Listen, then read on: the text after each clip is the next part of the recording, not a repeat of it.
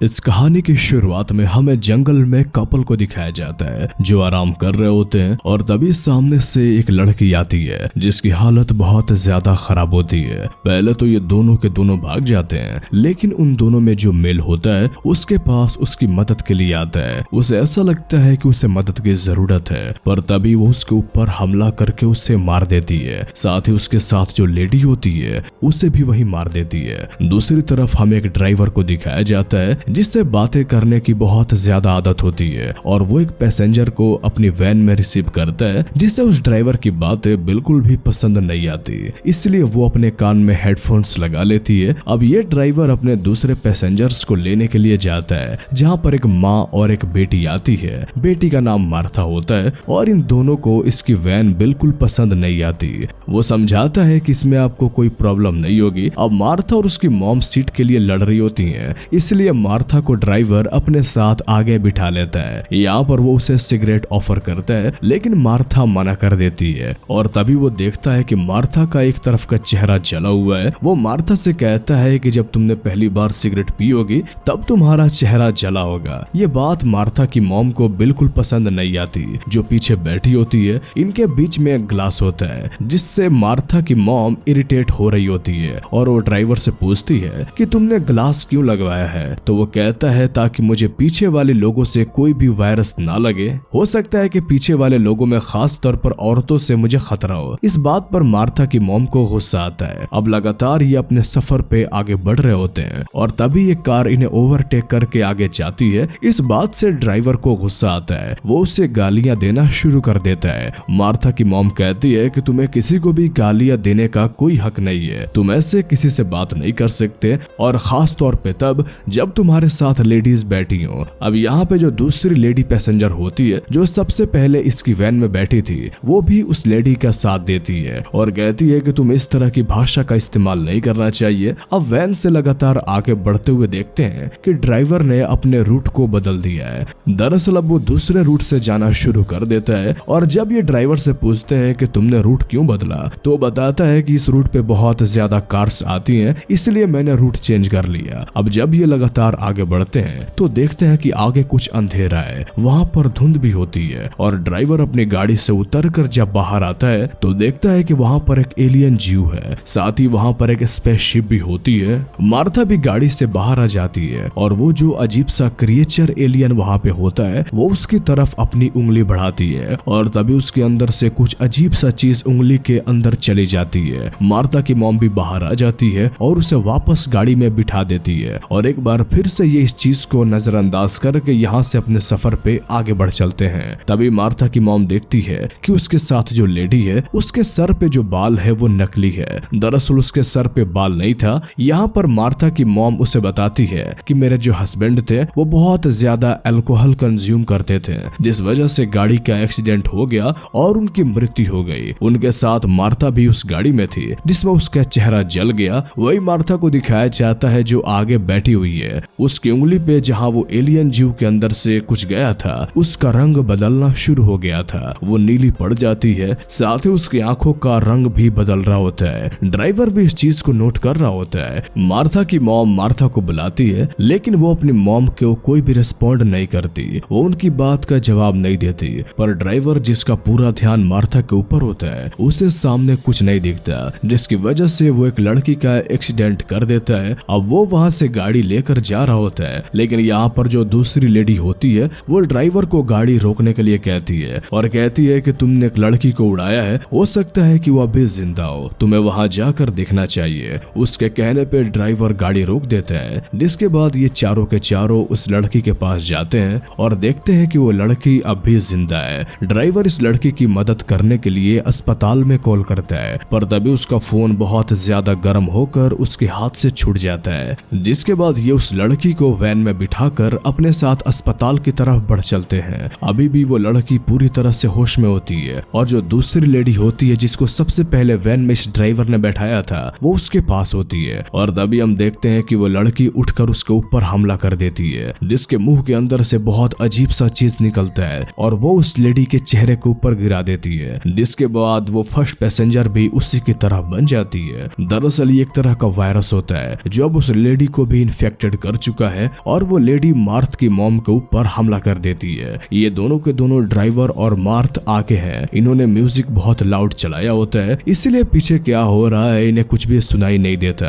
पर तभी मार्थ की मॉम अपनी जान बचाने के लिए ग्लास के ऊपर जो ड्राइवर के पीछे होती है वहां पर कुछ फेंकती है, और जब ड्राइवर और मार्थ पीछे देखते हैं तो पूरी तरह से हैरान हो जाते हैं। वो देखते हैं कि वो फर्स्ट पैसेंजर पूरी तरह से बदल चुकी है। ड्राइवर बाहर उतरकर पीछे से दरवाजा खोलता है और मार्थ की मॉम को सुरक्षित बाहर निकाल देता है। और इसके बाद अब वो फर्स्ट पैसेंजर जो कि अब एक मॉन्स्टर बन चुकी है उसे वही पीछे बंद कर देता है। और अब उसे पता है कि उन्हें इस वैन को छोड़कर जाना होगा, इसीलिए वो मार्थ और उसकी मॉम के साथ जंगल में जाता है और उन दोनों से कहता है कि तुम दोनों को यहाँ से अकेले आगे बढ़ना होगा। और तभी वैन का दरवाजा खुलता है और वो फर्स्ट पैसेंजर जो कि अब मॉन्स्टर बन चुकी है वो बाहर आ जाती है। मार्थ अपनी मॉम के साथ जंगल के रास्ते इस जगह से आगे बढ़ जाते हैं। मार्थ की उस उंगली के अंदर जहाँ पर वो अजीब सी चीज अंदर गई थी वहां पर अब जलना शुरू हो जाता है। उसे बहुत ज्यादा दर्द होता है और वो दर्द से चीख पड़ती है, जिस वजह से वो फर्स्ट पैसेंजर जो कि अब मॉन्स्टर बन चुकी है उसे पता चल जाता है कि मार्थ और उसकी मॉम कहाँ पर है। ड्राइवर भी उसके रास्ते में होता है, लेकिन ड्राइवर पेड़ के ऊपर चढ़ जाता है और अब मार्थ की मॉम कहती है कि तुम्हें यहाँ से अकेले जाना होगा, मैं उस फर्स्ट पैसेंजर मॉन्स्टर का सामना करूंगी। हालांकि मार्थ नहीं जाना चाहती, लेकिन उसे अपनी मॉम की बात माननी पड़ती है। जब वो थोड़ा सा आगे जाती है तो उसे ड्राइवर भी मिल जाता है। दोनों के दोनों वापस वैन में आ जाते हैं और इस जगह को छोड़कर आगे निकल जाते हैं। पर अगले पल मार्थ को अपनी मॉम की चीख की आवाज सुनाई देती है, जिससे वो समझ जाती है कि उस फर्स्ट पैसेंजर मॉन्स्टर ने उसकी मॉम को मार दिया है। अब जब ये लगातार आगे बढ़ रहे होते हैं तभी इन्हें पता चलता है कि इनके वैन का फ्यूल अब खत्म होने वाला है और जल्दी इनकी वैन रुक जाती है। पर किसी तरह से मुश्किलों का सामना करते हुए ये गैस स्टेशन तक पहुंच जाते हैं, जहां पर ड्राइवर को पता चलता है कि इनका जो पेट्रोल का टैंक है वो पूरी तरह से लीक हो चुका है, इसीलिए इनका फ्यूल खत्म हुआ होता है। ड्राइवर सबसे पहले उसे ठीक करता है, लेकिन वो देखता है कि यहाँ पर गैस स्टेशन पे कोई भी नहीं है, इसीलिए अब इन्हें फ्यूल लेने के लिए जाना होगा। वो मार्थ से कहता है कि तुम गाड़ी के अंदर बैठो और मैं फ्यूल लेकर आता हूँ। हालांकि मार्थ को बहुत ज्यादा डर लग रहा होता है, लेकिन उसके पास अब कोई भी रास्ता नहीं है, इसीलिए वो वैन के अंदर बैठ जाती है और ड्राइवर यहाँ से फ्यूल लेने के लिए चला जाता है। और जब मार्थ वैन के अंदर बैठी होती है तभी यहाँ पर एक और मॉन्स्टर आ जाती है, और ये कोई और नहीं बल्कि मार्थ की मॉम है, और जो अब खुद भी इन्फेक्टेड हो चुकी है, यानी कि वो भी अब मॉन्स्टर बन चुकी है। यहाँ पर इस गैस स्टेशन का जो एम्प्लॉय होता है वो भी आ जाता है और मार्थ की मॉम उसके ऊपर हमला करके उसे मार देती है। मार्थ सब कुछ ये छुप कर देख रही होती है। अब यहाँ पर ड्राइवर भी आ जाता है जो कि फ्यूल लेकर आ चुका है। ये अपनी गाड़ी में फ्यूल डालते हैं और मार्थ और ड्राइवर यहाँ से निकल जाते हैं। इन्हें अब तसल्ली होती है कि कम से कम इनकी जान तो बच गई, पर अगले पल यहाँ पर बारिश भी होना शुरू हो जाती है। ड्राइवर को ऐसा एहसास होता है कि उनकी गाड़ी के ऊपर कोई है, और जैसे ही वो ब्रेक लगाता है तो आगे मॉन्स्टर गिरती है। दरअसल वो इनकी गाड़ी के ऊपर बैठकर इनका पीछा कर रही होती है, और जब वो अपनी गाड़ी से कई बार उसे मारने की कोशिश करते हैं, जिसमें वो खुद भी बहुत ज्यादा थक जाता है और बहुत प्यासा होता है, इसलिए मार्था से पानी मांगता है। उसने अपनी गाड़ी रोक दी होती है। मार्था गाड़ी से नीचे उतरती है पानी लेने के लिए, और ठीक इसी पल वो मॉन्स्टर जिसे उसने मारने को कई बार कोशिश की थी,